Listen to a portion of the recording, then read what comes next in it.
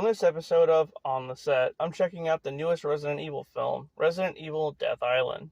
This one brings together the main four lead characters, Chris, Jill, Leon, and Claire, for one epic adventure.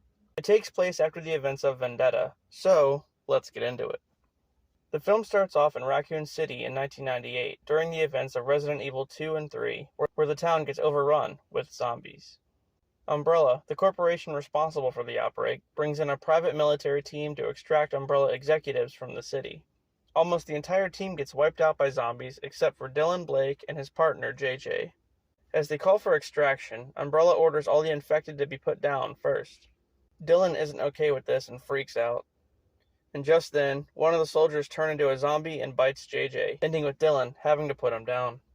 After that, we jump to 2015 in California. Agent Leon Kennedy is after a robotics engineer named Antonio Taylor who is wanted for selling classified information.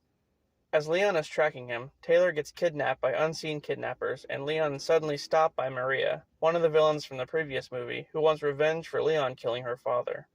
Meanwhile, Rebecca Chambers, a virologist, tells her old friend Chris Redfield about 12 new cases of deaths that have occurred due to the T-virus. But there are no bites found on the victims, only needle marks.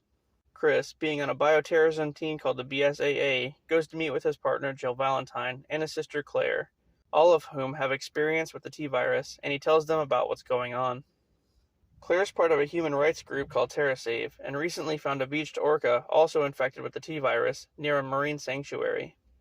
The sanctuary is located next to Alcatraz Island, so they head there for answers. As the group poses tourists in one of the cell blocks, an outbreak occurs and they fight off the zombies. Then, they're all stung by an unseen insect and placed in holding cells by, guess who, Dylan, who has now taken over Glenn Arias' operation from the previous movie and plans on resetting society using the T-virus. Clearly, whatever happened to him in Raccoon City screwed him up just a bit. For some reason, Dylan doesn't infect Jill and she manages to escape down into the sewer. All of a sudden, she encounters Leon, who's there tracking the kidnappers of Taylor. They get attacked by lickers and retreat to an armory where they find blueprints for a mosquito-looking drone that carries the virus, which is what Dylan has been using to infect everyone. Not too long after, they too are captured by Dylan and thrown into cells, along with Taylor. As the group is all infected, aside from Jill, she pursues Dylan. Rebecca arrives to the island with a SWAT team, bringing her vaccine for the T-virus. The SWAT team gets wiped out by zombified sea creatures almost immediately, to the others, and manages to cure them. Leon confronts Maria, and they have a brief fight. She almost gains the upper hand, but Leon kicks her into a piece of rebar, impaling her. The final battle ensues. Dylan himself with T-virus and merges with the giant sea creature.